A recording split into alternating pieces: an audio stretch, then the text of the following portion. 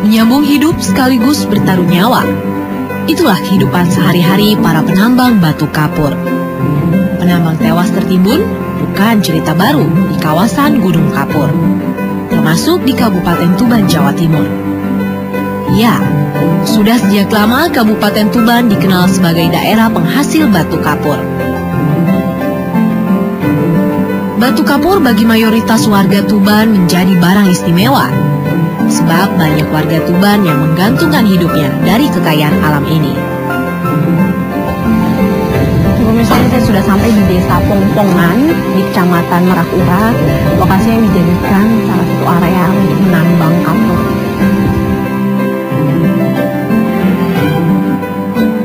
Perbukitan kapur yang berada di sebelah utara Tuban menjadi andalan kehidupan bagi penambang.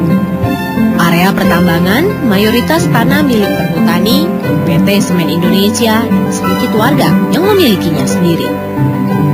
Inilah perbukitan kapur yang menjadi tumpuan hidup para penambang batu kapur atau yang lebih akrab mereka sebut batu kumbung. Di dalam perbukitan kapur ini, para penambang menghabiskan waktunya menambang batu kumbung. Batu kumbung berfungsi seperti batu bata yang digunakan sebagai pondasi bangunan. Rongga di dalam bukit menjadi lahan hidup, meski di satu sisi mereka harus bertaruh nyawa dan kesehatan pernafasan mereka pun dalam ancaman. Ini diungkap Haryanto, warga asli Tuban yang bertumpu hidup dari batu kapur. Tapi apa daya, karena urusan perut, mau tak mau menambang di areal berbahaya ini tetap dilakoninya. Khawatir bagaimana kalau cari nafkah cuma begini, yang lain kerja nggak ada. Nah, disuruh cari kerjaan lain, tapi bagaimana lagi? Menurut Haryanto, penambangan yang mereka lakukan adalah ilegal, alias tanpa izin. Mereka terpaksa melakukan itu. Larangan untuk menambang kerap mereka terima dari sang empunya lahan. Sekitar sini makanya dari sini cari nafkahnya ya. Bagaimana lagi ya, enggak mau itu, enggak mau berhenti, tetap cari terus. Kalau yang beli tetap ada. Penambang batu kapur lain saya temui, Hartono, yang sudah 30 tahun hidup dari batu kumbung ini berbagi kisah. Tuntutan ekonomi menjadi alasannya menantang bahaya menambang secara ilegal. Dari tahun 83? Ya. Tiap hari seperti ini, Pak? Iya. Ini untuk ekonomi, untuk kasih makan anak istri. Kan saya lihat nih, Pak, kita ada di bawah tanah seperti Iya. ini, dengan mungkin nggak ada penyangga, artinya bahaya gitu loh. Kalau tiba-tiba ini ambruk gitu. Tapi tiap hari ini kerjanya Bu. Nggak takut.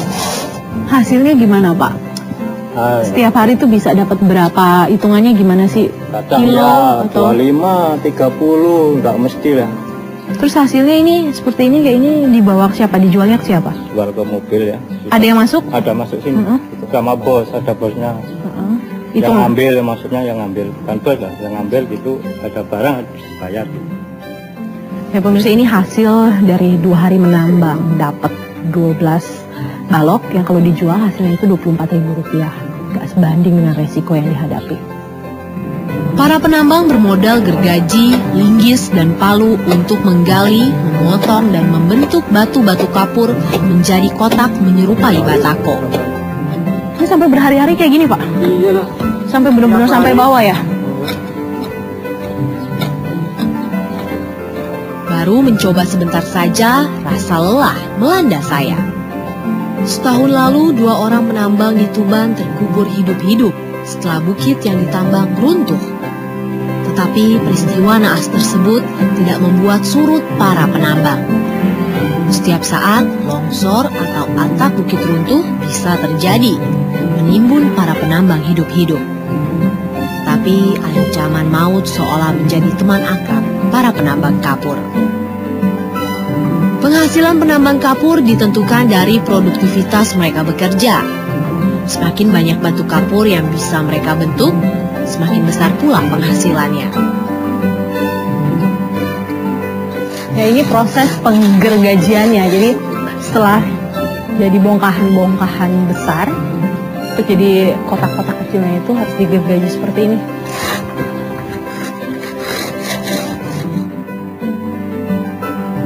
Hari telah sore, Hartono beranjak pulang. Saya pun ikut ke kediamannya dengan sepeda ontel sejauh 5 km. Rumah sederhana berbilik bambu, berlantai tanah, menjadi tempatnya berteduh bersama istri dan kedua anaknya. Untuk membantu perekonomian keluarga, Kusmiatun sang istri sesekali mencari tambahan sebagai buruh tani dan pencari rumput untuk makan ternak milik tetangga. Selebihnya, keluarga kecil ini hanya berharap dari batu kumbu, jerih payah sang kepala keluarga. Belum cukup. Belum cukup. Iya. Kurang banget ya, Bu. Iya. Gimana dong jadinya saatnya, Bu, kalau kurang gitu? Kadang-kadang saya buruh matun. Apa itu? Buruh matun, tani. Kusmiatun sadar hanya menambang kapur yang menjadi keahlian suaminya. Pasrah, meski kerap dilanda khawatir ancaman bahaya yang menghadang. Ya khawatir. Terus Ya susah, terus piye marine ora duwe.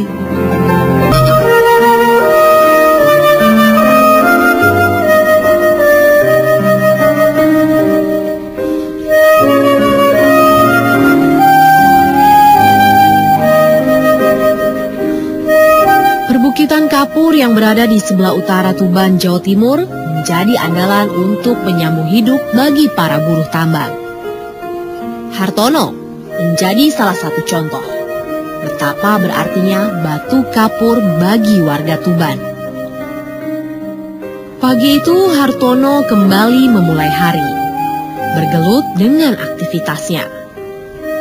Sejuta asanya seakan terpendam, tertutup lorong-lorong gelap di areal penambangan kapur. Harapan saya ke depan itu untuk anak saya ya. Kalau saya sudah tua, nggak ada harapan lagi ya. Mungkin kalau anak saya sudah besar, insya Allah jadi orang yang sukses, bisa membantu orang tuanya seperti ini ya keadaannya. Itu. Bertahun-tahun menambang, kini Hartono dan ratusan penambang kapur dihinggapi rasa khawatir. Lahan yang biasa ditambangnya kini masuk dalam area perluasan eksplorasi PT Semen Indonesia.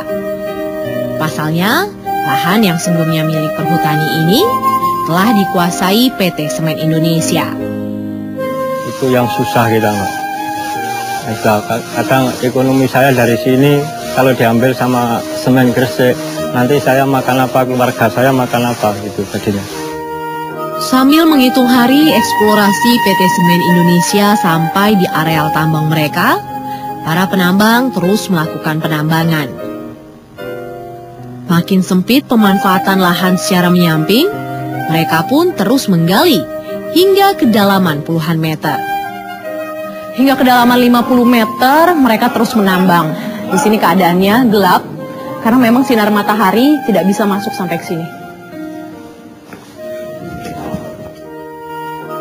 Di dalam kegelapan, mereka mencoba peruntungan menambang kapur untuk dijadikan batu kumbung. Melihatnya, saya semakin terpana. Makin berat beban mereka dalam menjalani hidup. Pak, di sini nggak pengap dan juga ini kan gelap gitu loh Pak, tetap kerja. Iya, ada pekerja. Dan itu nyalakan lampu kenyang. Pak, kenapa pilih di bagian yang di sini? Ini kan gelap, nggak ada bagian lain yang lebih terang. Yang bagian lain itu sudah bisa penuh. Sudah penuh? Ya kalau sekarang ini kan jorong, katanya ini orang sini jorong. Jorong maksudnya? Jorong itu ambil yang dalam itu, yang di dalam. Oh, jadi semakin ke dalam ambilnya. Dan ke bawah itu udah nggak kena. Oh, jadi yang di atas sana udah nggak bisa diambil lagi? Ya. Merasa terpanggil, sang istri ikut membantunya menjadi penambang batu kumbung. Bu, ini kan kerjaannya berat, Bu. Di sini banyak kan para prianya, bapak-bapak gitu loh. Kok ibu milih ikut sama bapak kerja gini? Timbang pengangguran, bantu suami. Ibu satu anak ini sadar, tak bisa berharap banyak bila hanya sang suami yang dijadikan tumpuan sumber penghasilan keluarga. Berat meninggalkan keluarga untuk mencari pekerjaan lain, menjadi penambang dipilihnya. Tapi gimana pekerjaannya cuma ini? Nggak coba cari yang lain gitu, mungkin kerja rumah tangga atau apa? Makan sehari-hari kan Enggak. ambil di sini. Udah berapa lama ibu ikut bapak gini? 3 tahun. 3 tahun. Ibu yang mau atau bapak yang aja? Ya enggak ya saya. Saya yang ikut bantu suami. Lewat kerjasama yang baik, dua penambang kapur ini bisa menghasilkan rupiah per rupiah untuk menopang hidup mereka. Nasib orang kecil, tak berdaya menghadapi kenyataan hidup. Sulit, berat, tetapi mau tidak mau terpaksa harus dilakukan. Sebagai rintangan menghadang para penambang kapur di Kabupaten Tuban ini. Tetapi itulah kenyataan yang harus mereka hadapi. Karena mereka pun terpaksa melakukan pekerjaan ini karena tuntutan hidup.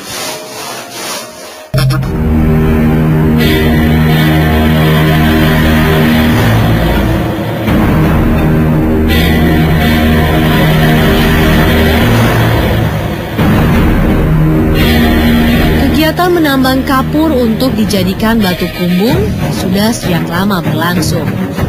Warga pun sudah terlanjur menaruh hidup di atas batu kapur.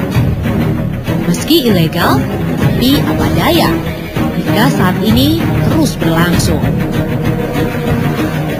Ya harusnya ya berizin, tapi kan masalahnya kan berizin itu kan juga proses administrasinya, terus proses mungkin kan juga ada pengeluaran finansialnya, kan mereka kan juga tidak mampu, kan seperti Mbak ketahui sendiri bahwa penghasilan mereka itu sehari cuma berapa sih, mana mungkin dia bisa izin seperti PT Semen Gresik atau yang lain-lain. Kawasan Tuban merupakan areal yang masuk dalam deretan pegunungan Kars. Potensi ini menjadi kelebihan kota yang juga berjulukan kota seribu gua. Secara data faktual memang nggak ada, teman, secara data empiris dan data di lapangan kemungkinan luasan dari tambang di kawasan kapur di Tuban ini bisa mencapai 60-70% dari luas kawasan 1.500 km persegi itu.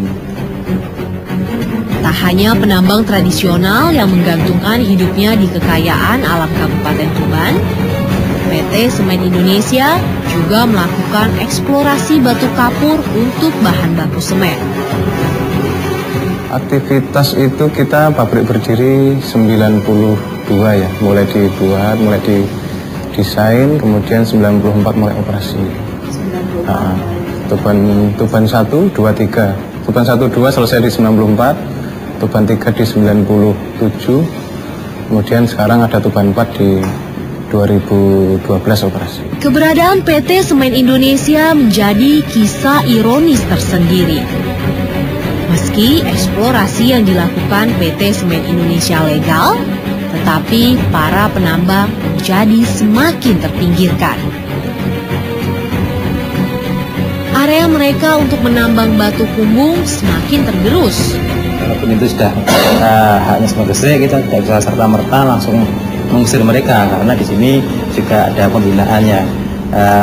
Kita mengalihkan profesi pencari batu kumbung itu di sini kan petani tak ada hujan ya. Kalau musim kemarau dia tidak bisa petani cari kumbung itu, batu kumbung memang di sini. Belum lagi dampak dari metode peledakan yang dilakukan oleh PT Semen Indonesia. Metode peledakan bisa menambah bahaya aktivitas menambang tradisional yang dilakukan oleh banyak warga Tuban. Lokasi-lokasi yang digunakan masyarakat untuk pengambilan batu gumbung, kalau dia tidak berada di lokasi yang dekat dengan blasting, dekat yang sekarang kita lakukan Tuban 1 gitu ya. Sebenarnya kita arahkan mereka untuk ke lokasi-lokasi yang aman dari blasting, itu saja. Melihat kenyataan ini, sudah saatnya pemerintah harus mengambil sikap. Keselamatan yang terabaikan dan lokasi tambang yang ilegal menjadi pekerjaan rumah pemerintah. Pemerintah harus bijak memperhatikan nasib penambang kapur tradisional. Jangan sampai hanya ingin mengejar pendapatan daerah lewat izin yang diberikan terhadap PT Semen Indonesia. Ini sudah kita lakukan upaya-upaya untuk pendekatan secara persuasif. Pemerintah menyatakan kesulitannya untuk menertibkan warga penambang kapur. Karena lokasi tambang yang digunakan warga bukan milik pemerintah. Di sana kita tidak bisa langsung intervensi ke sana, tidak bisa. Kita juga tidak punya kewenangan atau instrumen lain yang bisa langsung mengajak mereka dalam arti persuasif ataupun penindakan ya. Upaya-upaya kita itu sudah melaksanakan atau melaksanakan operasi, melaksanakan patroli gabungan dan menangkap apa barang bukti di sana sudah, terus koordinasi dengan Muspika sudah. Selain memberi mereka keterampilan lain untuk beralih profesi, Pemda Tuban mengambil langkah untuk melegalkan aktivitas penambangan yang memungkinkan. Tapi ini bukan mudah dilakukan. Harus ada aturan main yang jelas. Ketika pemerintah daerah maupun pemerintah daerah dalam hal ini karena sangat berdekatan erat, ketika mau melegalkan itu harus melakukan kajian yang sangat mendalam terkait dengan regulasi keterkaitan apa ini undang-undang tersebut. Nah sebaiknya apa ini ya, ini menjadi prihatin kita semua dari aspek hukum terabaikan kan begitu. Dari aspek lingkungan juga terabaikan juga. Nah ini mesti harus ada langkah berani dari pemerintah maupun mencari solusi yang baik.